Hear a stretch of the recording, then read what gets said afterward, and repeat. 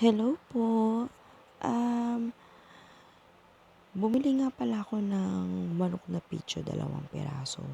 Ito ay uulamin ko para mamayang tanghali. Dahil hindi na muna ako umorder ng mga ulam dahil paulit-ulit na lang. So, subukan naman natin mag-lechon manok sa air fryer. Pagkatapos ko siyang hugasan, lalagyan ko lang siya ng ginisa mix. Pagkalagay ng ginisa mix, susunod ko naman ng paminta. So, yun lang ang gusto kong timpla sa manok para naman mas madali. At saka natin siya ilagay sa air fryer. Actually, winabad ko muna yan ng 30 minutes. So, iluluto ko yan ng mga 30 minutes. So, ako kasi hindi ko siya tinotodo sa 30 minutes. So, every 10 minutes, 10 minutes, and 10 minutes. Yun lang ang ginagawa ko para hindi siya masunog. Tapos binabantayan ko.